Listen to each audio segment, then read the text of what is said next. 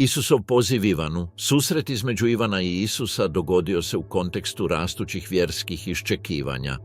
Ivan Krstitelj propovjedao je u dolini rijeke Jordan, najavljujući krštenje pokajanja i pripremajući narod za skori dolazak Mesije. Mnogi Galilejci dolazili su ga slušati, privučeni intenzitetom njegove poruke i osjećajem da će se uskoro dogoditi nešto odlučujuće. Među onima koji su se osjećali pozvanima bili su Ivan i njegov brat Jakov. Tradicija zadržava ideju da su obojica već čula za Isusa prije nego što su ga osobno upoznali, možda putem svjedočanstava iz Kafarnauma ili Sobala jezera, gdje su se glasine brzo širile. Prema evanđelju po Ivanu, prvi susret dogodio se kada je Ivan Krstitelj pokazao na Isusa kao jaganjca Božjega. Taj je gest probudio u mladom ribaru mješavinu radoznalosti i unutarnje uvjerenosti koja ga je navela da slijedi učitelja iz Nazareta. Pripovijest je suzdržana, izravna, gotovo intimna. Isus se okreće i pita što traže. Oni odgovaraju drugim pitanjem: Rabi, gdje stanuješ? A Isus ih poziva da ga prate. Taj dan označio je prekretnicu za Ivana. Ne zbog spektakularnog čuda niti zbog izvanrednog govora, već zbog osjećaja da je našao nekoga čija je prisutnost zračila istinom.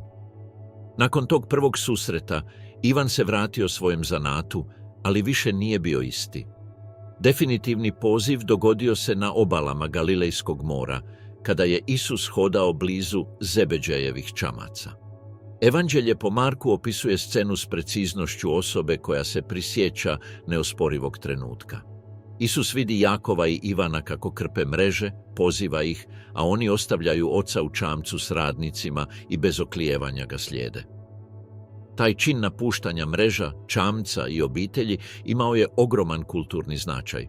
U židovskom društvu prvog stoljeća zanat očeva nasljeđivao se gotovo automatski.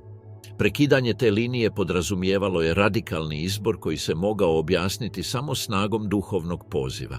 Čin napuštanja mreža također je imao dubok simbolizam. Mreža je predstavljala životni izvor, sigurnost, identitet. Odricanje od nje značilo je bacanje u nepoznato.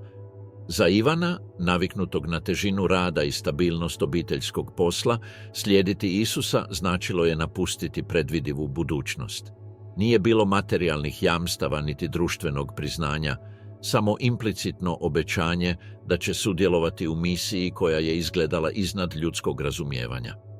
Pripovijest iz Evanđelja pokazuje da Isusov poziv nije bio samo osobni poziv, već redefiniranje života. Jakovu i Ivanu Isus je dao nadimak Boanerges, sinovi groma. Taj nadimak, tajanstven i sugestivan, vjerojatno je upućivao na njihovu energiju, žestinu ili emocionalnu intenzitet s kojom su živjeli vjeru. Taj je naslov od početka označio posebnu vezu između učitelja i dvojice braće, pokazujući da u njima vidi karakter koji se može usmjeriti prema nečemu većem. Slijedeći Isusa, Ivan se našao uronjen u svijet različit od ribolova. Šetnje kroz sela i gradove, mnoštva koja dolaze slušati, rasprave s farizejima i pismoznancima, bolesnici koji traže utjehu. Sve je to činilo dio nove stvarnosti koja se širila iz dana u dan. Ritam učenika nije bio jednostavniji od ribolova. Zahtijevao je izdržljivost, sposobnost opažanja, strpljenje i stalnu predanost. Ali za Ivana to je predstavljalo unutarnju preobrazbu, korak od poznatog prema vječnom. Vjerojatno na početku Ivan nije u potpunosti razumio prirodu Isusove misije. Kao i mnogi Židovi njegova vremena, očekivao je snažnog Mesiju, vođu sposoban obnoviti kraljevstvo Izraela. Međutim, Isusova poruka govorila je o milosrđu, obraćenju srca, o duhovnom kraljevstvu koje počinje u svakoj osobi. Ivan je morao prilagoditi svoja očekivanja, zamijeniti slike ratničkog Mesije slikama Mesije koji liječi, oprašta i poučava. Ipak, ostao je blizu njega, pokušavajući razumjeti, slušajući svaku riječ i promatrajući svaki gest. Evanđelja ističu da je Ivan od samog početka bio dio najbliže skupine oko Isusa. To privilegij nije bio slučajan. Odgovarao je duhovnoj osjetljivosti mladog ribara, njegovoj spremnosti za učenje i vrsti odanosti koja će se u potpunosti očitovati tijekom muke. Za Ivana hodati s Isusom nije bila obveza niti čin slijepog posluha, već odnos koji se produbljivao iz dana u dan. Napustiti mreže bio je tek prvi korak. Prava preobrazba događala se u njegovoj unutrašnjosti, oblikovana prisutnošću učitelja. Odluka da slijedi Isusa također je utjecala na njegov odnos s obitelji. Iako evanđelja ne detaljno opisuju reakciju Zebedeja, činjenica da su oba brata napustila posao implicira da je obitelj, na neki način, prihvatila poziv. Salome, njegova majka, kasnije se pojavljuje prateći Isusa, što sugerira da je obiteljski krug podržavao ili barem razumio veličinu onoga što se događalo. Ova tihi podrška omogućila je Ivanu da se potpuno posveti učenju bez tereta neposlušnosti ili obiteljskog sukoba. Isusov poziv nije bio izolirani događaj, već početak procesa koji je Ivana transformirao iz ribara u svjedoka.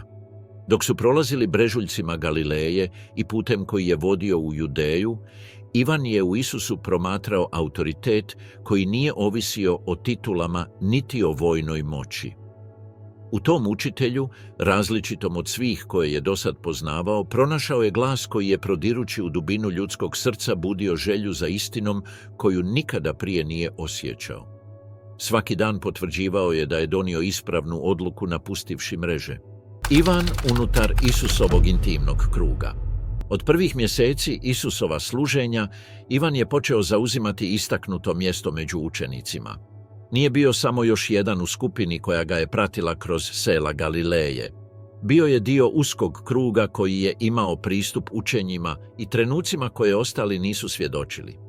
Taj intimni krug činile su tri glavne osobe: Petar, Jakov i Ivan. Tradicija ih smatra privilegiranim svjedocima scena koje najjasnije otkrivaju Isusov identitet. Pristup koji je duboko oblikovao duhovnost i karakter mladog ribara. Dinamika među njima bila je posebna. Petar, impulzivan i odlučan, obično je govorio u ime skupine. Jakov, Ivanov stariji brat, dijelio je njegov žestok temperament i duhovni žar. Ivan, introspektivniji, promatrao je s mješavinom divljenja i spokojstva ono što je Isus govorio i činio, zadržavajući njegove riječi s dubinom koja će se kasnije odraziti u njegovu pisanju. Isus nije otvoreno objašnjavao zašto ih odabire za određene trenutke, no njegova stalna selekcija pokazuje da je tražio u njih trojici kvalitete koje zajedno mogu razumjeti cjelokupnost njegova učenja: vodstvo, unutarnju snagu i duhovnu osjetljivost. Jedan od najreprezentativnijih događaja tog intimnog kruga bio je uskrsnuće Jairove kćeri. Kad je Isus stigao u kuću poglavara sinagoge, dopustio je ulazak samo Petru, Jakovu i Ivanu.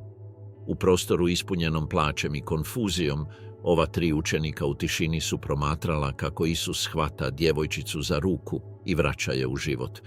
Takvo iskustvo, doživljeno u zatvorenom i duboko ljudskom okruženju, učvrstilo je u Ivanu uvjerenje da slijedi nekoga čija moć nadilazi svako prirodno objašnjenje. Fizička blizina u toj sobi, ozračje suosjećanja koje je Isus zračio i utjecaj čuda ostali su zauvijek zabilježeni u njegovom sjećanju. Drugi ključni trenutak bila je preobraženje. Na vrhu brda, također u društvu Petra i Jakova, Ivan je vidio Isusa kako sjaji svjetlom koje je nemoguće opisati. Pripovijest zadržava osjećaj zapanjenosti. Njegovo lice je blistalo poput sunca, odjeća mu je postala bijela poput snijega, a pored njega su se pojavili Mojsije i Ilija razgovarajući o onome što će doći. Za Ivana, koji je odrastao slušajući u sinagogi priče o oba proroka, ta vizija bila je snažna potvrda da se Isus nalazi u samom središtu povijesti Izraela. Nije bio još jedan učitelj niti prorok među ostalima, bio je ispunjenje svih starih obećanja, a on, galilejski ribar, bio je tamo da to vidi. Ti događaji nisu samo otkrivali tko je Isus, nego su i jačali osobnu povezanost između njega i Ivana. U više je navrata Isus s njima razgovarao privatno, objašnjavajući im prispodobe ili najavljujući svoju muku. Intimno poučavanje imalo je drugačiji ton, manje javno, manje usmjereno na mnoštvo i više usmjereno na duhovni oblikovanje jezgre koja će održavati zajednicu nakon njegove smrti. Ivan je upijao ta objašnjenja s posebnom pažnjom, shvaćajući da prava poruka nije uvijek na površini riječi. Bilo je i trenutaka koji su pokazivali ljudsku stranu Ivana. U jednom događaju koji pripovijeda Evanđelje po Luki, spominje se da je Ivan zabranio čovjeku da izbacuje demone u Isusovo ime jer nije bio dio skupine. Majstorov odgovor bio je nježna, ali duboka korekcija: tko nije protiv nas, za nas je. Ta je razmjena otkrila prirodnu tendenciju Ivana i Jakova da misiju tumače isključivo, osobinu koju je Isus strpljivo oblikovao. Bliskost nije značila privilegij za dominaciju, nego odgovornost da se shvati širina kraljevstva. Druga scena koja ilustrira intenzitet braće događa se kad ih ne prime u jednom samarijanskom selu, pitaju trebaju li prizvati vatru s neba da ga unište.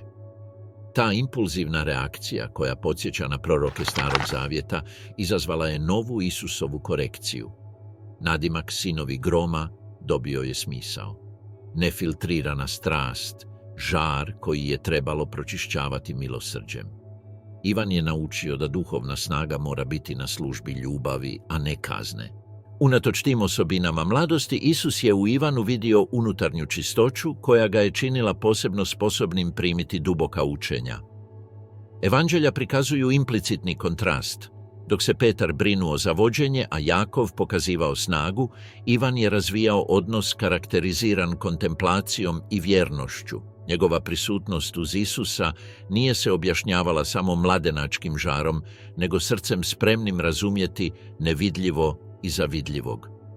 U posljednjoj fazi javnog služenja, kada su se napetosti s vjerskim vlastima povećavale, intimni je krug pozivan na razgovore koji su najavljivali nadolazeću krizu. Ivan je izravno od Isusa čuo predviđanje njegove smrti, najavu izdaje i učenja o služenju kao suštini vođenja. Ti privatni razgovori ojačali su Ivanovu duhovnu viziju i dali mu alate da održi vjeru kada započnu najteži događaji. Bliskost Ivana s Isusom očitovala se i u načinu na koji se kretao unutar skupine učenika. Često su ga viđali pored Petra, koji ga je smatrao potrebnim suputnikom u odlučujućim trenucima.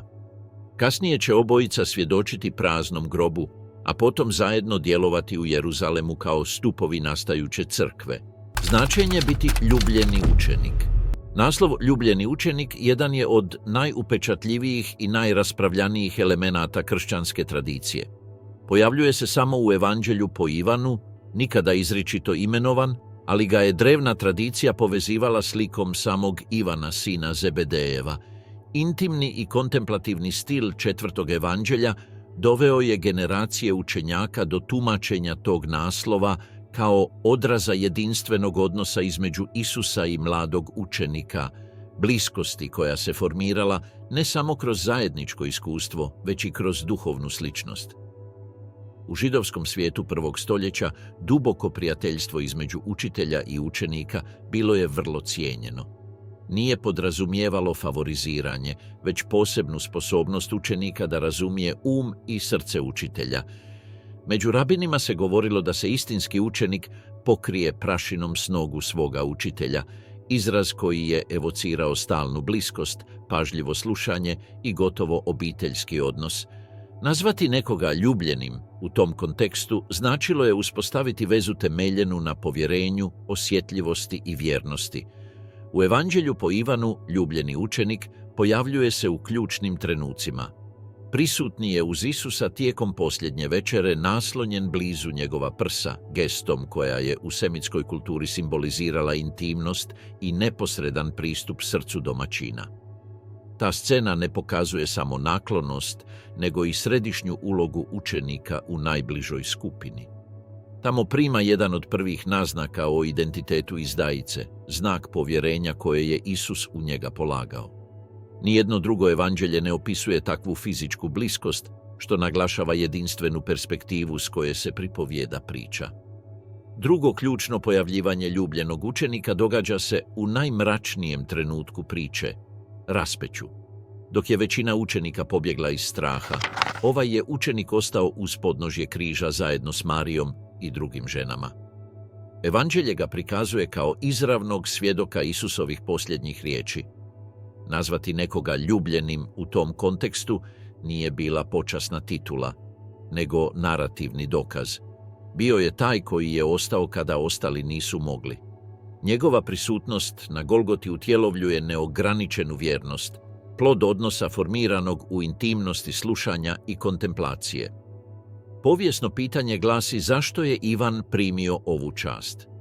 Jedno od najraširenijih tumačenja smatra da je Isus u njemu opažao srce posebno otvoreno za duhovno otkrivenje. Od trojice u intimnom krugu, Ivan je bio najmlađi. Njegova mladost mogla ga je učiniti osjetljivijim na viziju kraljevstva koja je izazivala tradicionalna mesijanska očekivanja.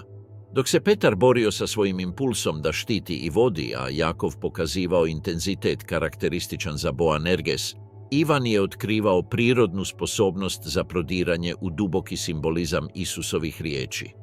Drugo tumačenje, literarnog karaktera, smatra da se uporaba naslova ljubljeni učenik u Evanđelju po Ivanu odnosi na teološku namjeru, pokazati čitatelju ideal savršenog učenika, onoga koji sluša, razumije, ostaje i svjedoči. Iz te perspektive, naslov ne isključuje ostale učenike, nego funkcionira kao narativni alat za isticanje načina kako slijediti Isusa.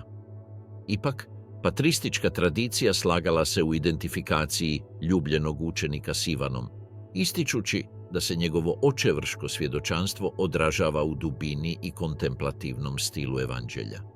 Također se raspravljalo može li naslov imati simboličnu nijansu povezanu s Ivanovom zajednicom, skupinom kršćana koja je, prema nekim učenjacima, sačuvala i prenosila Ivanova učenja. Za njih, ljubljeni učenik predstavljao bi duhovno autoritet svog učitelja, više nego autobiografski lik.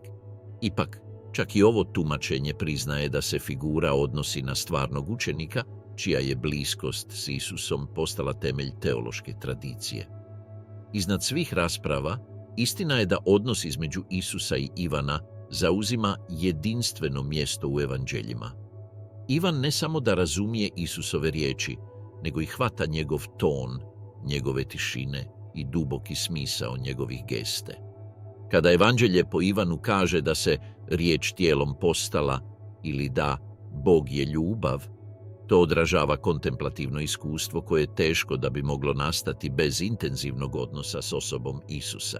Biti ljubljen u tom kontekstu značilo je biti preobražen tom bliskošću. Naslov također sugerira da je Ivan u Isusu opažao nešto više od učitelja. U usporedbi s ostalim učenicima, njegovo evanđelje prikazuje Isusa s neviđenom teološkom dubinom, vječni logos, svjetlo svijeta, dobri pastir koji daje život za svoje ovce. To razumijevanje ne proizlazi iz improvizacije. Ono nastaje iz svakodnevnog zajedničkog života, sati slušanja učiteljevih riječi, trenutaka zajedničke tišine i emotivnog dojma gledanja kako iscijeljuje, oprašta i otkriva Božji karakter u svakom gestu. Još jedan element koji jača vezu između Ivana i ljubljenog učenika jest scena praznog groba. Kad Marija Magdalena objavljuje da je grob prazan, Petar i ljubljeni učenik jure prema njemu. Pripovijest detaljno opisuje da učenik dolazi prvi, ali dopušta Petru da uđe prije njega. Scena kombinira mladenačku agilnost, poštovanje prema Petrovom autoritetu i duboki osjećaj ljubavi koji se pretače u ranu vjeru. Vidio je i povjerovao. Ovaj detalj povezuje iskustvo uskrsnuća s posebnom osjetljivošću ljubljenog učenika. Naslov se ponovno pojavljuje na kraju evanđelja, kada uskrsli Isus pristupa učenicima kraj Galilejskog mora. Upravo ljubljeni učenik prvi prepoznaje Gospodina s broda. To trenutano, gotovo intuitivno prepoznavanje sažima bit veze. Ivan ne treba znakove niti objašnjenja, poznaje glas svog učitelja čak i izdaleka. Ključni trenuci u kojima je Ivan bio prisutan. Ivan je svjedočio nekim od najsignifikantnijih i najotkrivajućih događaja u Isusovu služenju. Njegova stalna prisutnost u kritičnim, intimnim ili duboko simboličnim situacijama učinila ga je jednim od privilegiranih svjedoka javnog života učitelja. Ti trenuci ne otkrivaju samo važnost koju je Isus pridavao njegovom društvu, nego i dubinu s kojom je Ivan tumačio događaje, ostavljajući tragove koji će kasnije utjecati na njegovu teologiju i kršćansku memoriju. Jedan od prvih ključnih događaja dogodio se u Kani Galilejskoj, gdje je Isus učinio svoj prvi javni znak, pretvorbu vode u vino na svadbi. Iako evanđelja ne spominju popis sudionika, tradicija i sam stil četvrtog evanđelja sugeriraju da je Ivan bio prisutan, jer pripovijest nosi ton promatrača koji iz blizine svjedoči izvanrednom događaju u svakodnevnom okruženju. Čudo u Kani otkrilo je bitan aspekt Isusova služenja. Njegovu sposobnost da u tišini, bez hvalisanja, koristi obične stvari kako bi otkrio izvanredno. Ivan je taj simbolizam primijetio već rano, jer će kasnije taj znak pamtiti kao početak očitovanja učiteljeve slave. Događaj koji je potvrdio Ivanovu bliskost u intimnom krugu bila je uskrsnuće Jairove kćeri. U trenucima kada bi prisutnost mnoštva mogla otežati duboko razumijevanje čuda, Isus je dopustio da samo Petar, Jakov i Ivan uđu u sobu gdje je djevojčica ležala mrtva. Ta scena, ispunjena emotivnom napetošću, pokazala je Ivanu intimni aspekt Isusova suosjećanja. Nježnost kojom je uzeo djevojčicu za ruku i tiha moć kojom je vratio život tamo gdje je bila samo očaj. Takva iskustva oblikovala su Ivanovu viziju svjetla koje može pobijediti tamu, koncept koji će kasnije biti središnji u njegovim spisima. Drugi odlučujući trenutak bila je preobraženje. Petar, Jakov i Ivan pratili su Isusa na vrh brda gdje se učitelj pokazao u slavi koja nadilazi svako ljudsko razumijevanje. Za mladog Židova poput Ivana, odgojenog pričama o Mojsiju na Sinaju i Iliji na Horebu, vidjeti ta dva proroka kako razgovaraju s Isusom bilo je otkrivenje koje je povezivalo prošlost, sadašnjost i budućnost u jednoj sceni. Glas koji je dopirao iz oblaka govoreći: "Ovo je moj ljubljeni sin, slušajte ga", utisnuo je u Ivanovo srce duboku uvjerenost o božanskom identitetu Isusa. To iskustvo se više nikada neće ponoviti u njegovu životu, ali će ostati duhovna referenca koja će voditi njegovo razumijevanje Kristove naravi. Osim čuda i izvanrednih viđenja, Ivan je također bio prisutan u trenucima privatnog poučavanja. Evanđelja pripovjedaju događaje u kojima je Isus odvajao mali krug učenika kako bi im objasnio prispodobe ili najavio buduće događaje. Ti su razgovori često bili ispunjeni simbolizmima koji su zahtijevali kontemplativan Ivan sa svojom duhovnom osjetljivošću upijao je ta učenja s posebnom dubinom. Intimnost tih trenutaka oblikovala je u njemu jedinstvenu percepciju o temama poput svjetla, istine, ljubavi i vječnog života. Jedan od najsnažnijih događaja odvijao se u Getsemanskom vrtu, gdje se Isus obično povlačio na molitvu. Tamo, na pragu muke, Isus je zamolio Petra, Jakova i Ivana da budu bliže njemu nego ostali učenici. Učitelj, duboko pogođen onim što će se dogoditi, podijelio je s njima ranjivost koju rijetko pokazuje u javnosti. Iako su se trojica nekoliko puta uspavala, Ivan je svjedočio Isusovoj unutarnjoj boli, slušao njegove riječi predanja i osjetio duhovni teret trenutka. Taj neposredni kontakt s učiteljevom patnjom trajno je obilježio njegovu memoriju i kasnije razumijevanje žrtve. Također je bio prisutan pri raznim čudima u kojima se otkrivala Isusova osjetljivost prema ljudskoj patnji. Umnožavanje kruhova i riba, na primjer, bio je čin masovne suosjećajnosti koji je Ivan promatrao ne samo kao materijalni čudesni događaj, već i kao duhovni znak. Kruh koji je utaživao tjelesnu glad predslikavao je dublju hranu koju će Isus ponuditi svijetu. Slično tome, Smirivanje oluje pokazalo je Ivanu Isusovu moć nad stvorenim i smirenost kojom je pristupao kaosu. Svako od tih iskustava oblikovalo je u njemu jedinstvenu uvjerenost o identitetu učitelja. Ivan je također svjedočio događajima suočavanja s farizejima i vjerskim vlastima. Ti su susreti bili napeti i otkrivali rastući sukob između Isusa i institucija njegova vremena.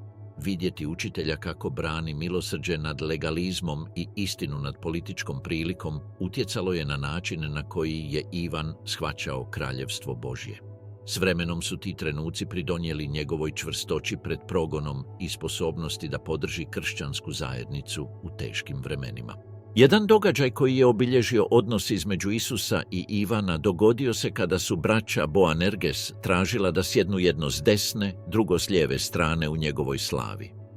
Iako je zahtjev vjerojatno došao od njihove majke, Ivan je ostao izložen kao mlad i ambiciozan, još nezreo u svom razumijevanju kraljevstva.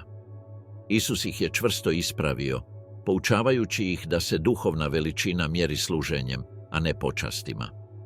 Ivan je naučio da bliskost s Isusom podrazumijeva odgovornost, poniznost i spremnost da se život preda za druge. Na kraju, jedan od najslikovitijih trenutaka u Ivanovu životu odvijao se tijekom posljednje večere. Tamo, naslonjen blizu Isusovih prsa, imao je pristup povjerljivim razgovorima koje nijedan drugi učenik nije čuo. Taj čin bliskosti najavljivao je bolne događaje koji će uslijediti i pokazivao da je Ivan predodređen igrati ključnu ulogu u najmračnijim trenucima muke. Bijeg učenika i Ivanova hrabrost tijekom muke. Noć kada je Isus u Gecemanskom vrtu uhapšen označila je odlučan prekid za skupinu učenika. Do tada su se suočavali s napetostima, prikrivenim prijetnjama i trenucima nesigurnosti, ali ništa se ne može usporediti s nasilnim upadom vojnika i stražara poslanih od strane vjerskih vlasti. Tama vrta, zvuk oklopa i tiha izdaja Juda izazvali su strah koji je prožeo sve. U nekoliko sekundi skupina koja je godinama hodala zajedno raspršila se, svaki tražeći spas za svoj život pred mogućnošću uhićenja uz svog učitelja. Evanđelja opisuju taj trenutak s neukrašenom iskrenošću. Tada su ga svi učenici napustili i pobjegli. Ta rečenica sažima kolektivnu paniku koja ih je obuzela. Petar, koji je nekoliko sati ranije tvrdio svoju potpunu vjernost, povukao se.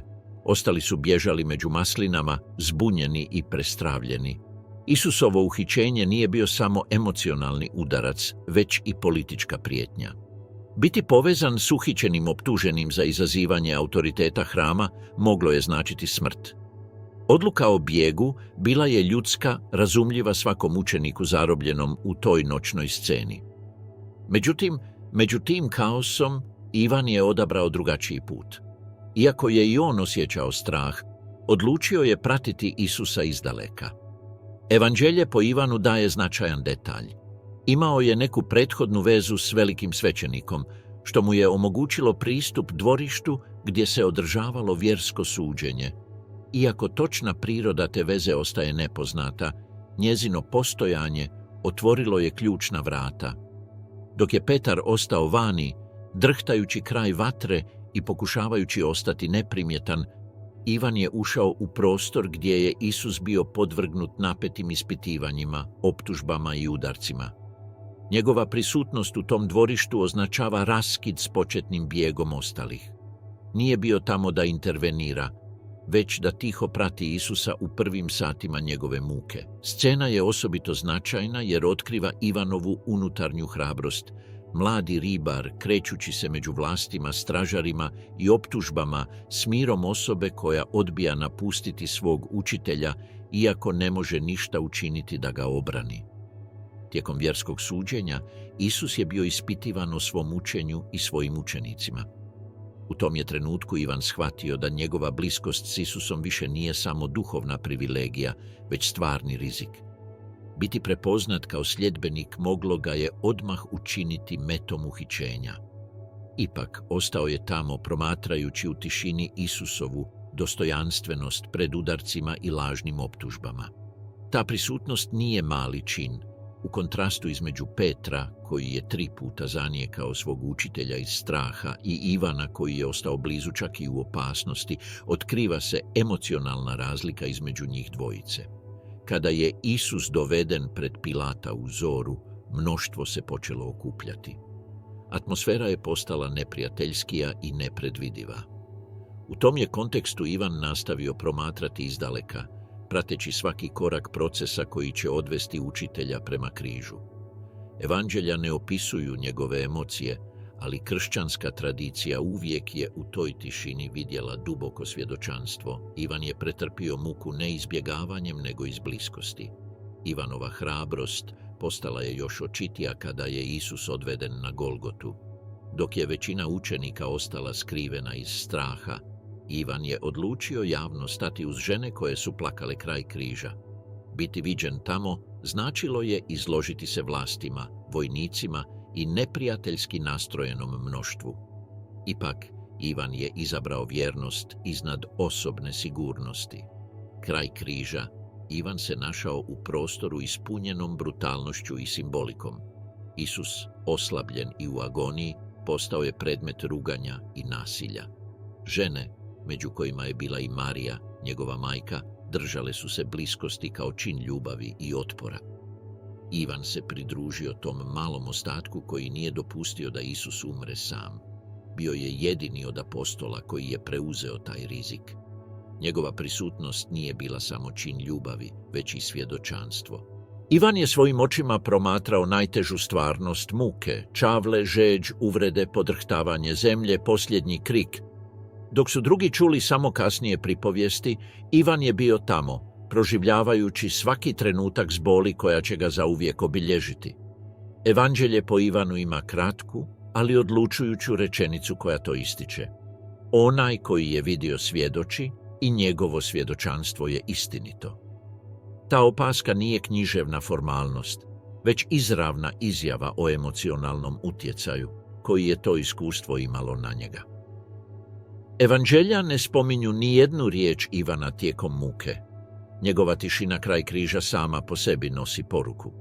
Učenik koji je u drugim trenucima pokazivao mladenačke impulse, sada ostaje nepomičan, čvrst, tiho prateći. Taj kontrast otkriva zrelost rođenu iz patnje i vjernosti. Ivan nije pobjegao od boli, promatrao ju je, nosio ju je, preuzeo ju je. Kada je Isusova smrt bila izvršena, Ivan je ostao blizu. Svjedočio je kako je vojnik probio bočni dio raspetoga i kako su iz beživotnog tijela potečena krv i voda. Taj detalj, gotovo klinički precizno, je opisan u njegovom evanđelju, vjerojatno zato što ga je vidio svojim očima. Za Ivana taj znak imao je duboko duhovno značenje, ali prije nego simbol, bio je fizički bolan i stvaran događaj. Ivanova prisutnost kraj križa. Scena na Golgoti bila je obilježena zvukom čekića, vikanjem mnoštva i bolnom rezignacijom onih koji su pratili Isusa. Među svima koji su svjedočili raspeću, Ivan je zauzimao jedinstveno mjesto. Bio je jedini među 12 koji je ostao tamo izložen vojnicima, jasno identificiran kao učenik. Njegova odluka da bude kraj križa, u trenutku kada je većina pobjegla ili se skrivala, otkrila je unutarnju snagu koja je kontrastirala s mladosti koju je još imao. Raspeće je bilo najsuroviji spektakl koji je Rim nudio kako bi pokorio osvojene narode. Nije samo cilj bio izvršiti smrt, već i poniziti, zastrašiti, psihološki slomiti. Biti toliko blizu značilo je vidjeti agoniju bez filtera, prekidano disanje osuđenika, napetost mišića koji su pokušavali održati tijelo, krv koja je polako tekla, znoj pomiješan s prašinom i tišina koja se izmjenjivala s krikovima boli. Ivan se postavio u tu scenu ekstremne patnje, ne kao promatrač, već kao učenik koji je odbio napustiti svog učitelja u njegovom najmračnijem trenutku. Uz njega su bile Marija, Isusova majka, Marija Magdalena, Marija Klopina i druge žene koje su slijedile Isusa iz Galileje. Tradicija ističe da žene nisu pobjegle, što pokazuje kontrast s muškim učenicima. Ivan, pridruživši se njima, postao je dio tog malog kruga koji je odolijevao društvenom pritisku i strahu od vlasti. Njegova prisutnost bila je čin odanosti koji ga je stavio u ranjivu poziciju. Svaki stražar mogao je posumnjati u njega, svaki član Sinedrija mogao ga je prepoznati kao učenika optuženog. Ipak, Ivan je odlučio ostati. Fizička bliskost Ivana s križem ima duboke simboličke i emotivne dimenzije. Jedan od najslikovitijih detalja 4. evanđelja opisuje Isusa kako gleda prema dolje s križa i pronalazi svoju majku i učenika kojeg je ljubio. Nisu bili udaljeni promatrači. Bili su dovoljno blizu da čuju prekidane riječi, da uoče svaki gest, da osjete Isusovu patnju ne kao teološki koncept, već kao razdiruću stvarnost. Kršćanska tradicija u ovoj sceni vidi trenutak kada je Ivan prešao iz uloge učenika u ulogu vjernog svjedoka. Nije promatrao Isusovu smrt kao udaljeni događaj, već kao događaj koji je oblikovao njegov vlastiti identitet. Ivanovo ostajanje pod križem nije bilo vođeno nadom u konačno čudo, već tihom predanošću, uvjerenjem da mora pratiti Isusa čak i kada se kraljevstvo koje je najavio činilo da se urušava pred očima svih. Bol koju je Ivan svjedočio u Isusu bila je neusporedive intenzivnosti. Evanđelja ističu žeđ, iscrpljenost i riječi napuštanja koje odražavaju dubinu fizičke i duhovne patnje. Ivan je te riječi čuo izravno, bez posrednika. Također je vidio kako se vojnici dijele Isusovu odjeću, čin koji je predstavljao posljednju sramotu za osuđenika na smrt. Mladi učenik svjedočio je kako se čovječanstvo pokazuje u svojoj najapsolutnijoj okrutnosti, zlostavljajući i ismijavajući čovjeka kojeg je prepoznao kao Božjeg poslanika. Kako je agonija napredovala, Ivan je ostao tamo podupirući Mariju i istovremeno bivajući poduprt od nje. Ta tiha razmjena boli stvorila je vezu koju je sam Isus posvetio izgovorivši jednu od najsnažnijih rečenica muke: ženo, evo ti sina, a zatim, obraćajući se Ivanu, evo ti majke. Te riječi, izgovorene s križa, davale su Ivanu odgovornost koja je nadilazila biološku srodnost. U kulturi u kojoj je briga za udovice bila sveta dužnost, Isus povjerava svoju majku učeniku koji je pokazao neprekidnu vjernost. Od tog trenutka Ivan nije bio samo svjedok, postao je aktivni dio najužeg kruga Isusove patnje. Preuzeo je skrb za Mariju kao čin izravne poslušnosti učitelju u agoniji. Taj zadatak otkrivao je razinu povjerenja koju nijedan drugi učenik nije primio u tom trenutku. Ivan se simbolički pretvara u duhovnog nasljednika brige za Isusovu obitelj. Ivanova prisutnost omogućila je da kasniji prikazi uključe detalje koje je mogao zabilježiti samo očiti svjedok. Vidio je kada je vojnik, kako bi potvrdio Isusovu smrt, probio njegov bočni dio kopljem i promatrao kako izlaze krv i voda. Taj detalj, opisan isključivo u njegovom evanđelju, sugerira preciznost sjećanja osobe koja je bila tamo u točno tom trenutku. Za Ivana taj znak nije bio samo potvrda smrti, već otkrivenje koje će kasnije poprimiti duboko duhovno značenje. Isusov zadatak, briga za Mariju. Trenutak kada je Isus povjerio skrb za svoju majku Ivanu spada među najintimnije i najotkrivajuće scene u evanđelju. Nije to bio ceremonijalni čin, niti formalna uputa, već gest izrečen usred agonije s prekidanim dahom i težinom tijela obješenog na križu. U tom trenutku krajnje patnje Isus se obratio svojoj majci i učeniku kojega je ljubio kako bi zapečatio novu vezu koja će imati odlučujući utjecaj na Ivanov život i na kršćansku memoriju. Rečenica, kratka i jednostavna, odjeknula je s intenzitetom. Ženo, evo ti sina, evo ti majke. Tim riječima Isus je uspostavio obiteljski odnos između dviju osoba koje nisu dijelile krv, ali su dijelile vjeru i iskustvo boli. Za judaizam prvog stoljeća filijalna odgovornost bila je sveta dužnost. Sin je morao osigurati dobrobit svoje majke, posebno ako je bila udovica. Odsutnost Josipa u pričama o muci ukazuje na to da Marija više nije imala supruga, stoga je zaštita trebala pasti na djecu. No Isus, povjerivši je Ivanu, pokazao je da duhovne veze mogu nadmašiti biološke veze. To što Isus nije povjerio skrb za Mariju, jednom od svojih bioloških braće, navedenih u evanđeljima kao Jakov, Josip, Šimun i Juda, tijekom stoljeća je izazvalo razna tumačenja. Najčešće objašnjenje jest da ta braća u tom trenutku nisu bila njegovi sljedbenici, dok je Ivan pokazao apsolutnu vjernost. Isus je vjerovao da će Ivan razumjeti duhovnu i ljudsku dimenziju njegove molbe. Bio je to simbolički čin koji je definirao bit nove zajednice, skupine povezane ne krvlju, već vjerom i zajedničkom misijom.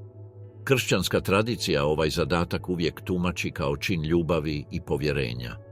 Isus u svojoj posljednjoj satu nije mislio na sebe, već na ranjivost svoje majke i na Ivanovu spremnost da preuzme tako duboku odgovornost. Bol koju je Marija osjećala zbog patnje svoga sina bila je ogromna. Ivan, koji ju je pratio od početka raspeća, vidio je njezine suze, osjetio njezino srce parajuće tišinu i osjetio potrebu da je podupre dok je Isusovo tijelo slabjelo na križu. Isusov nalog formalizirao je tu emocionalnu vezu i podigao Ivanovu misiju na duhovnu razinu. Evanđelje navodi, od tada ga je učenik uzeo k sebi u kuću. Ova rečenica označava trenutnu, gotovo instinktivnu odluku. Ivan je razumio da poslušati Isusa u tom trenutku znači otvoriti svoj dom, reorganizirati svoj život i preuzeti ulogu zaštitnika i utjehe za Mariju. Iako se ne navodi gdje su stanovali nakon toga, najstarija tradicija tvrdi da ju je Ivan najprije odveo živjeti k sebi u Jeruzalem, gdje se počela formirati kršćanska zajednica, a kasnije moguće u Efez, kada se apostolska misija širila izvan granica Judeje. Ova zadaća imala je dublje implikacije od same zajedničke stanovanja. Marija, Isusova majka, nosila je jedinstveno iskustvo, pratila je sina od navještenja do križa. Ivan, živeći s njom, primio je intimno svjedočanstvo koje nijedan drugi apostol nije dijelio. Razumno je pretpostaviti da su mnoge teološke refleksije koje se kasnije pojavljuju u njegovom evanđelju bile potaknute dugim razgovorima s Marijom. Njena prisutnost učvrstila je u Ivanu kontemplativniji i duhovniji pogled na Kristovu tajnu. Tradicionalno se smatra da je Marija postala majčinska figura za Ivana u punom smislu.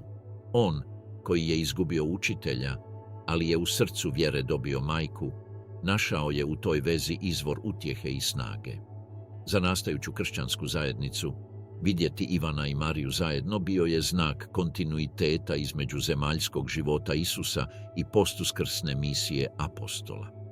Ona, svjedok utjelovljenja, i on, svjedok muke, predstavljali su dva stupa apostolskog sjećanja koja su se ispreplitala u istom domu. Ova zadaća također je utjecala na Ivanovu duhovnu autoritet. Primivši Mariju, postao je ne samo učenik, već i čuvar intimnog sjećanja na Isusa. Njegovo evanđelje odražava jedinstvenu osjetljivost prema tajni utjelovljenja i prema Isusovoj osobnosti kao Božjem sinu, teme koje su duboko odjekivale u marijanskoj tradiciji. Ta spoznaja nije proizašla iz apstraktne analize, već iz svakodnevnog življenja s majkom učitelja, iz dijeljenja tišina, sjećanja i molitvi. Sudjelovanje Ivana u uskrsnuću. Rano ujutro prvog dana u tjednu zavladala je čudna atmosfera ispunjena tišinom i slutnjom. Nakon Isusove smrti učenici su se razbježali i sklonili u zaključane kuće iz straha od vlasti. Ivan, iako duboko pogođen događajima na Golgoti, ostao je u Jeruzalemu uz Mariju, podvrgnut tihoj žalosti koja je pratila svaki njegov dah. Nitko nije mogao zamisliti da će upravo to jutro zauvijek prekinuti vladavinu straha. Evanđelje po Ivanu pripovjeda da je Marija Magdalena provalila u kuću gdje su se nalazili neki učenici kako bi objavila da je grob prazan. Poruka je bila zbunjujuća. Kamen je uklonjen, a tijela nema.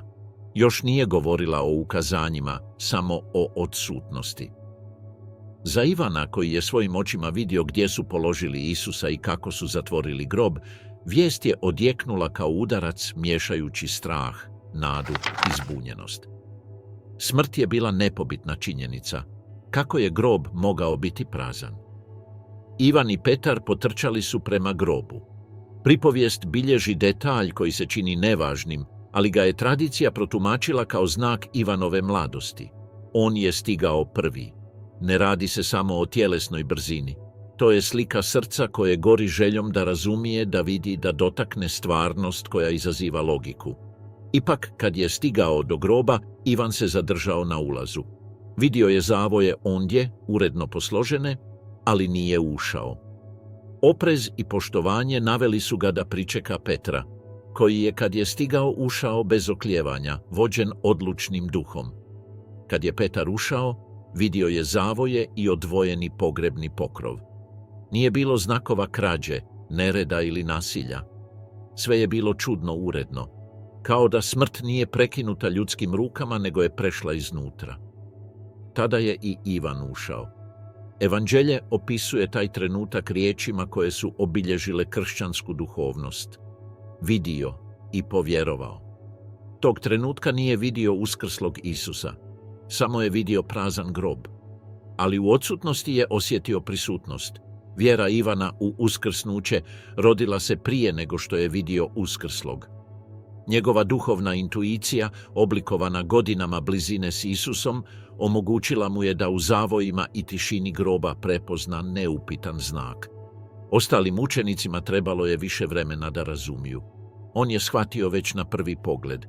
Taj čin rane vjere učinio ga je jednim od najvažnijih svjedoka uskrsnuća unutar prve kršćanske zajednice. Nakon otkrića praznog groba, Ivan se vratio zajedno s Petrom kako bi se pridružio ostalim učenicima. Iako je strah još bio prisutan, atmosfera se promijenila. Mogućnost da je Isus nadvladao smrt počela je prodirati kroz tamu koja ih je paralizirala. Međutim, tek poslije podne istog dana Isus se ukazao skupini učenika okupljenih u kući sa zatvorenim vratima. Ivan je bio tamo kada se Isus pojavio među njima govoreći mir vama. Iskustvo je bilo transformirajuće. Isus koji im se ukazao nije bila vizija ni duh, nego netko sa stvarnim tijelom, sposoban pokazati rane od raspeća. Ivan, koji je bio pod križem, odmah je prepoznao ožiljke koje je vidio kako nastaju pod nasiljem vojnika. Ta kontinuitet između raspetog i uskrslog bio je jedno od ključnih teoloških uvida Evanđelja po Ivanu. Život nije negacija smrti, nego njezina pobjeda. U sljedećim tjednima Ivan je bio svjedok i drugih ukazanja. Jedno od njih dogodilo se na Galilejskom moru, gdje se Isus ukazao dok su učenici lovili ribu. Dok su još bili u čamcu, Ivan je bio prvi koji je prepoznao učitelja u liku koji ih je dozivao s obale. Ta sposobnost trenutnog prepoznavanja bila je prirodna produžetka odnosa koji su imali tijekom službe. Ivanu nisu bile potrebne dodatne potvrde. Poznavao je glas, gestu i pogled Isusa. Ovo ukazanje uključivalo je i detalj koji je ojačao Ivanovu autoritet unutar skupine. On je bio taj koji je šapnuo Petru, Gospodin je. Petar, impulzivan kao i uvijek, skočio je u vodu da mu priskoči. Ivanov čin da prvi opaža, prvi razumije i upućuje druge, postao je obilježje koje definira njegovu ulogu u zajednici. Nije bio vidljivi vođa, ali je bio duboki svjedok koji je prepoznavao prisutnost uskrslog prije drugih. Osim što je svjedočio ukazanjima, Ivan je sudjelovao u misiji koju je Isus povjerio svojim učenicima nakon uskrsnuća, navještati dobru vijest i opraštati grijehe. Ta misija, utemeljena na osobnom iskustvu praznog groba i susreta s uskrslim, označila je prijelaz učenika iz strahljivog u hrabrog apostola. Ivan više nije bio samo mladić koji je promatrao križ. Bio je svjedok života koji nadilazi sve ljudske granice. Uskrsnuće Isusa također je dalo smisao zadaći koju je Ivan primio pod križem. Briga za Mariju sada je dobila novu dimenziju. Ona će također biti svjedok pobjede svoga sina. Živeći s majkom uskrslog, Ivan je postao čuvar dvostruke memorije. Memorije raspetog sina i memorije proslavljenog sina. Njegova vjera hranila se i iskustvom boli i radošću uskrsnuća. Od uskrsnuća nadalje, Ivan je počeo zauzimati ključnu ulogu u ranoj kršćanskoj zajednici. Njegovo očevidečko svjedočanstvo, rana vjera i sposobnost rasuđivanja dodijelili su mu duhovnu autoritet koju su svi priznavali. Nije bio najdominantnija figura jer je ta uloga pripadala Petru, ali je bio jedan od tihih stupova čija je teološka dubina oblikovala kršćanski identitet. Ivan kao stup rane crkve. Nakon uskrsnuća Isusa i višestrukih ukazanja koja su potvrdila kontinuitet između raspetog učitelja i oslavljenog Gospodina, učenici su se ponovno okupili u Jeruzalemu. U početku uplašeni, potom ohrabreni iskustvom uskrslog i naposljetku ojačani dolaskom Duha Svetoga na Pedesetnicu, počeli su se organizirati kao stabilna zajednica. U tom procesu Ivan je uz Petra izašao kao ključna figura u prvim koracima nastajuće crkve. Knjiga Djela apostolskih prikazuje Ivana stalno uz Petra. Nije slučajnost da se oboje pojavljuju zajedno u odlučujućim događajima. Ozdravljenje hromoga na lijepim vratima, obrana pred Sinedrijem i nadzor propovijedanja u Samariji. Ova povezanost otkriva apostolski savez koji je bio priznat od cijele zajednice. Petar je bio glasnogovornik, vidljivi vođa. Ivan je bio čvrsta prisutnost, pouzdani svjedok čiji je autoritet počivao na bliskosti s Isusom, vjernosti u pasiji i duhovnom razumijevanju događaja. Jedan od najemblematičnijih događaja bilo je ozdravljenje hromoga koji je tražio milostinju u hramu. Petar i Ivan su ga zatekli na ulazu zvanom Lijepa vrata. Kad je prosjak tražio milostinju, Petar mu je odgovorio: "Nemam ni srebra ni zlata, ali što imam, to ti dajem. U ime Isusa Krista, ustanite i hodaj." Ivan je bio tamo, svojim prisustvom podupirući čin koji je otvorio novo poglavlje javnog proglašavanja. Svijet je bio zadivljen, a vjerske vlasti brzo su reagirale, uznemirene rastućim pokretom koji je objavljivao Isusovo uskrsnuće. Oboje apostola su uhićeni i dovedeni pred Sinedrij. Tijekom ispitivanja, Ivan je ostao čvrsto uz Petra.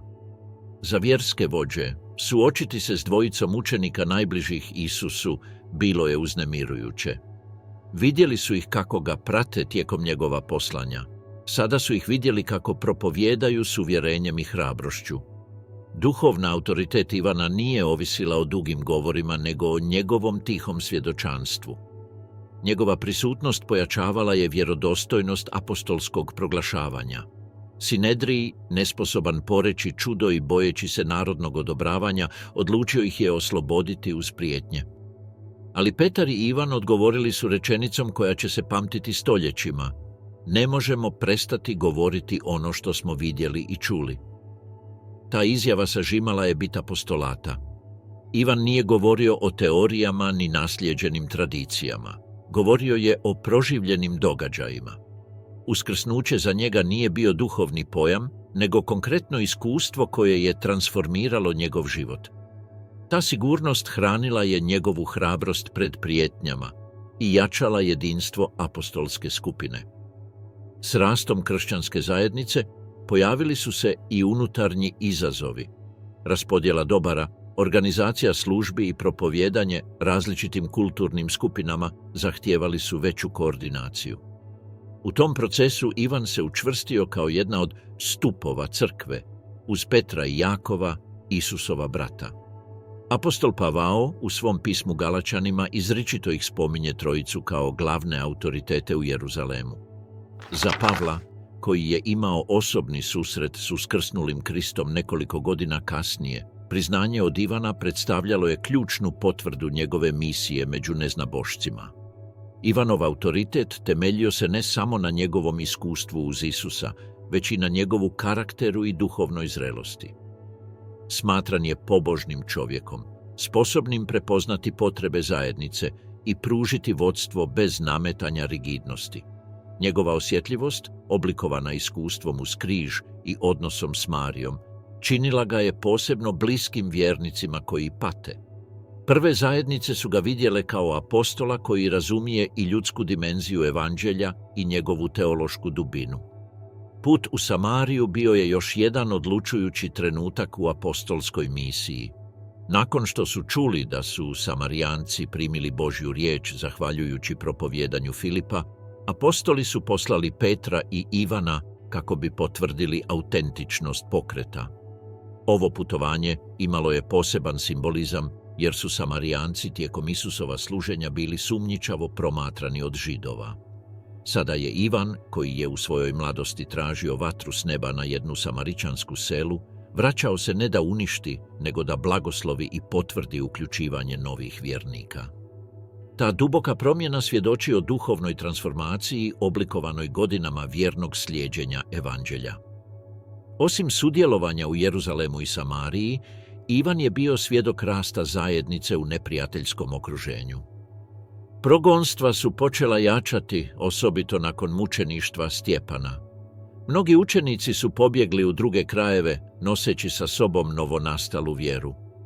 Ivan je međutim neko vrijeme ostao u Jeruzalemu, podupirući vjernike koji nisu mogli emigrirati i jačajući jedinstvo među apostolima. Djelo pripisano Ivanu.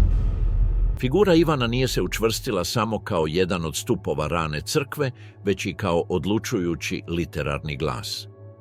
S vremenom je kršćanska tradicija njegovu ime povezala s nizom spisa koji su svojim stilom, teološkom dubinom i jedinstvom vizije oblikovali kršćansko mišljenje tijekom stoljeća.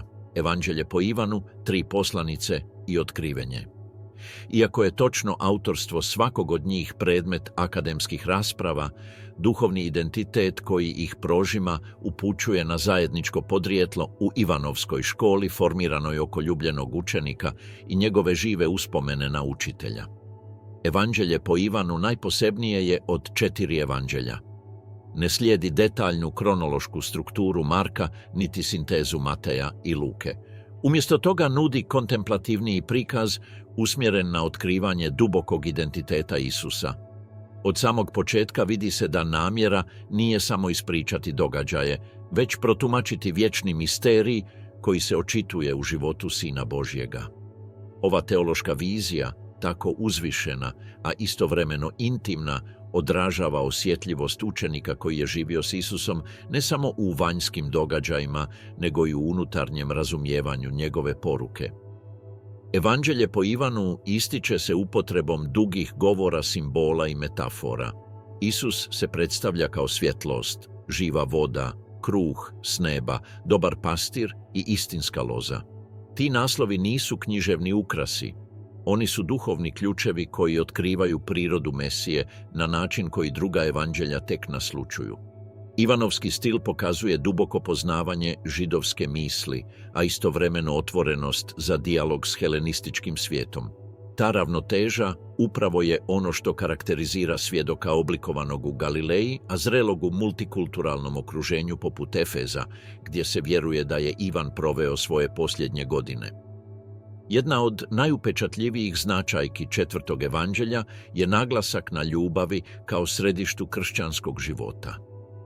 Epizoda pranja nogu, na primjer, detaljno je ispričana samo kod Ivana. Taj čin koji otkriva bit kršćanske službe popraćen je novom zapovjedi. Ljubite jedni druge kao što sam ja vas ljubio. Emocionalna i duhovna intenzivnost te scene odražava uspomenu nekoga tko je tamo bio, tko je te riječi čuo iz neposredne blizine koju je sam Ivan imao tijekom posljednje večere.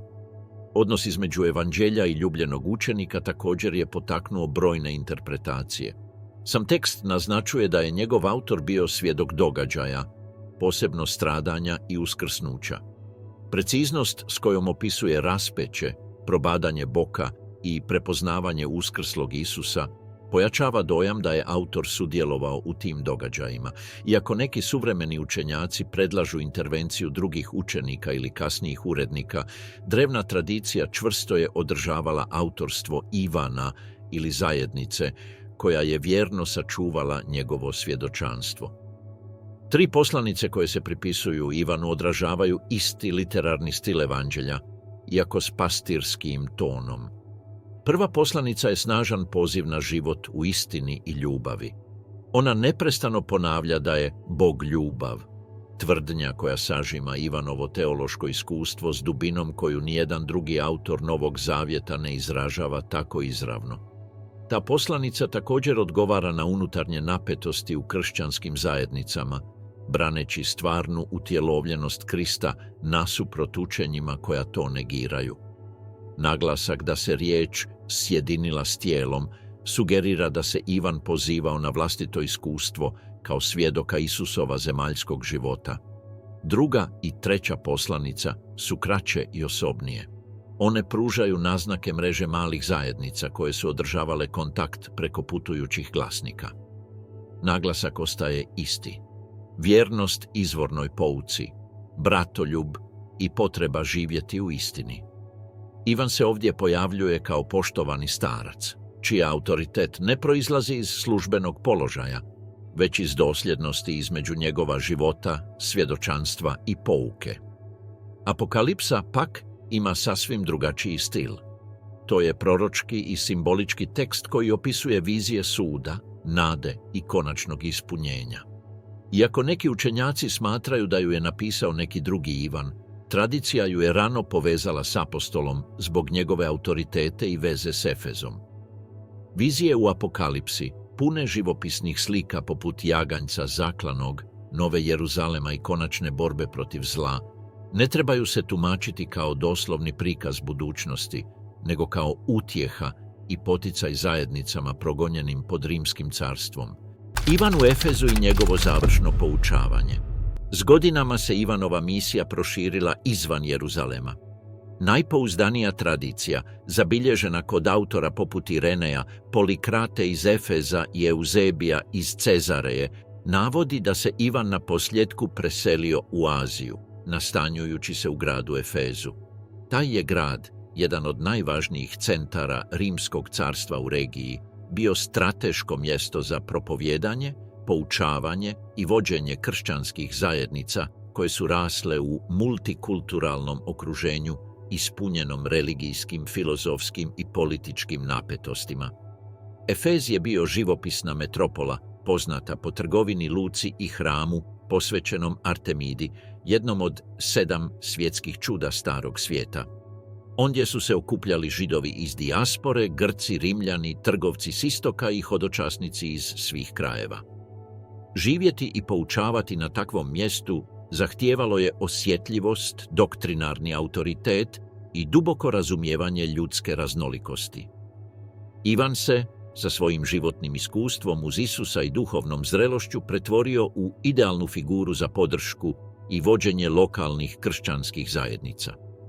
Prema tradiciji, Ivan je preuzeo pastirsku ulogu velikog utjecaja. Nije bio samo učitelj. Bio je mudar starac, duhovni otac, čija je autoritet proizlazio iz izravnog svjedočanstva Gospodina. Kršćani Male Azije tražili su ga kako bi čuli njegova poučavanja, primili savjet i riješili doktrinarne sporove. Njegova prisutnost podsjećala ih je da vjera koju ispovjedaju ne proizlazi iz apstraktnih ideja, nego iz života i riječi učitelja kojeg je on intimno poznavao. Jedan od najupečatljivijih aspekata Ivanovog završnog poučavanja bila je njegova upornost u naglašavanju ljubavi kao temelja kršćanskog života. Dok su drugi apostoli isticali aspekte poput misije, doktrine ili organizacije zajednice, Ivan je svoje poruke koncentrirao u jednoj uvjerenosti. Bez ljubavi vjera gubi svoju bit. Rana crkvena pisma navode da su ga, kad je već bio starac i jedva mogao govoriti, njegovi učenici nosili u naručju pred zajednicu. Ondje je ponavljao jednostavnu rečenicu: "Djeco, ljubite jedni druge." Kad bi ga pitali zašto stalno inzistira na istom, odgovarao bi: "Jer je to zapovijed Gospodnja i ako je izvršite, to je dovoljno."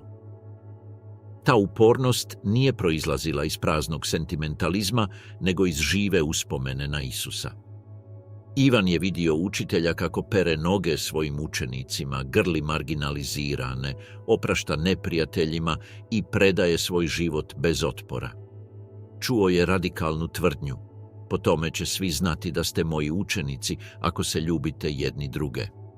U svojoj starosti Ivan je shvaćao da preživljavanje crkve u neprijateljskom svijetu više ovisi o dosljednosti ljubavi nego o bilo kojoj strukturi. Ivan se također suočavao s teološkim izazovima u Efezu. Razne skupine počele su iskrivljavati Isusovu figuru, negirajući njegovu ljudskost ili reinterpretirajući njegovu poruku. Jedan od ozbiljnijih problema bio je docetizam, pravac koji je tvrdio da je Isus samo izgledao da ima ljudsko tijelo, ali ga zapravo nije imao. Za Ivana, koji je vidio, dodirivao i pratio Isusa tijekom svog života, ovo učenje bilo je nepodnošljivo. Njegovo prvo pismo započinje odlučnom izjavom. Ono što smo čuli, što smo vidjeli svojim očima, što smo promatrali i čega su se naše ruke dotakle, to vam navješćujemo. Njegova upornost u naglašavanju utjelovljenja postala je ključni doktrinarni stup. Efez je postao središte za obrazovanje novih kršćanskih vođa. Među kasnijim generacijama isticao se Polikarp iz Efeza, koji je tvrdio da je bio učenik apostola Ivana. Kroz takve osobe joanski nauk prenosio se desetljećima, jačajući crkvu pred unutarnje krize i vanjske progone. Tradicija također tvrdi da je upravo u Efezu Ivan napisao ili diktirao svoje evanđelje. Djelo odražava duhovnu zrelost osobe, koja je posvetila život promišljanju o Isusovim riječima i djelima. Nije impulsivan niti puki biografski zapis. To je sinteza dubokog promišljanja izrađena u završnoj fazi njegova života. Zato joanska teologija uzdiže teme poput svjetla, istine, ljubavi i vječnog života s jasnoćom koja može proizaći samo iz dugotrajnog, kontemplativnog promišljanja. U Efezu je Ivan razvio blizak odnos s lokalnim zajednicama koje su se suočavale s pritiscima poganskog okruženja i, u nekim slučajevima, povremenim progonima od strane Rimskog carstva. Ivanova poruka nudila je utjehu i čvrstinu, svjetlo sjaji u tami i tama ga ne može ugasiti. Ta uvjerenost ohrabrivala je crkvu da ustraje, podsjećajući da je Kristova pobjeda već očitovana u uskrsnuću. Izgnanstvo na otoku Patmos. Izgnanstvo Ivana na otoku Patmos jedno je od najsignifikantnijih i najtajanstvenijih razdoblja njegova života. Kršćanska tradicija, zabilježena već u 2. stoljeću od strane autora poput Irenea, a kasnije potvrđena od povjesničara poput Euzebija, tvrdi da je Ivan bio prognan tamo tijekom rimske progona. Patmos je bio mali, stjenovit, sušan otok, praktički bez vegetacije, smješten u Egejskom moru, koji je imperij koristio kao mjesto zatočenja političkih ili vjerskih zatvorenika. Nije se radilo o fizičkom zatvoru, nego o prisilnoj izolaciji, gdje je prognanik bio odvojen od svijeta, bez slobode povratka i s minimalnim sredstvima za preživljavanje. Najvjerojatniji povijesni kontekst Ivanovog izgnanstva upućuje na vladavinu Domicijana, rimskog cara između 81. i 96. godine nove ere. Taj je car poznat po svojoj autoritarnoj naravi, konsolidaciji carske kulta i progonu skupina koje su odbijale iskazati mu štovanje, među kojima su bili i kršćani. U nekoliko provincija imperija postojale su napetosti između vlasti i kršćanskih zajednica, osobito kada su se ove odbijale sudjelovati u javnim ceremonijama koje su zahtijevale prinošenje tamjana caru. U takvom okruženju utjecajan vođa poput Ivana, poznatog diljem Male Azije, postajao je očigledna meta. Preseljenje na Patmos za Ivana je značilo prekid s njegovom zajednicom u Efezu. Tamo je proveo godine podučavajući, pišući i usmjeravajući vjernike. Sada se morao suočiti sa samotnošću i neizvjesnošću. Tradicija ne opisuje detalje njegova dolaska na otok, ali lako je zamisliti starog apostola kako luta tim stjenovitim brežuljcima, podnosi stalni vjetar koji udara u obalu i traži zaklon u špiljama ili malim improviziranim građevinama. Izgnanstvo, više nego tjelesna kazna, bilo je pokušaj da se ušutka njegov glas, izolira njegov utjecaj i zaustavi širenje kršćanstva u Maloj Aziji. Međutim, Patmos je postao pozornica jednog od najupečatljivijih duhovnih iskustava u cijeloj biblijskoj književnosti. Sam Ivan u knjizi Otkrivenja tvrdi da je bio u duhu na dan Gospodnji kada je primio niz vizija koje su njegovo izgnanstvo pretvorile u mjesto objave. Vanjske okolnosti postale su okvir mističnog iskustva koje je crkvi darovalo knjigu punu simbola, slika i obećanja upućenih progonjenim zajednicama. Otkrivenje nije linearan prikaz, već niz vizija koje Ivan opisuje duboko simboličkim jezikom. Figura zaklanog jaganjca, pečati, trube, jahači i pad Babilona predstavljaju duhovne i političke sukobe koje su kršćanske zajednice doživljavale iz prve ruke. Iako su mnogi detalji knjige tumačeni na različite načine, njezina središnja svrha je jasna. Ponuditi nadu vjernicima koji su patili pod imperijalnim pritiskom i potvrditi da konačna pobjeda pripada Kristu. Da bi se razumio utjecaj tih vizija na Ivana, treba razmotriti njegovu osobnu situaciju. Na Patmosu, bez pristupa hramovima, bez društva zajednice, bez potpore drugih vođa, iskustvo primanja tako moćne poruke moralo je biti istodobno utjeha i posvećenje. Starac koji je stajao pod križem, koji je vidio prazan grob, koji je živio s Marijom i koji je vodio crkvu u Efezu, sada je u otkrivenju pronalazio potvrdu svoje misije, navještati Božju vjernost čak i usred progona. Jedan od najupečatljivijih aspekata otkrivenja je njegova povezanost sa zajednicama Male Azije. 7 pisama upućenih Efezu, Izmiru, Pergamu, Tijatiri, Sardisu, Filadelfiji i Laodiceji odražava duboko poznavanje koje je Ivan imao o situaciji svake od njih. Ne piše iz ravnodušne udaljenosti prognanika, već iz pastoralnog srca koje poznaje njihove teškoće, kušnje i borbe. Čak i na Patmosu Ivan je ostao pastir. Njegove opomene, pohvale i poticaj pokazuju da briga za crkve nije prestala s izgnanstvom. Prema tradiciji, izgnanstvo Ivana nije bilo dugo. Nakon smrti Domicijana 96. godine nove ere, njegov nasljednik Nerva usvojio je tolerantniju politiku prema progonjenima i dopustio povratak mnogih prognanika. Vjeruje se da se tada Ivan vratio u Efez, noseći sa sobom vizije koje je primio. Povratak apostola morao je biti emotivan događaj za zajednicu. Starac koji je izdržao teret carstva i koji se vratio s porukom nade za crkvu, koja je rasla usred unutarnjih i vanjskih napetosti.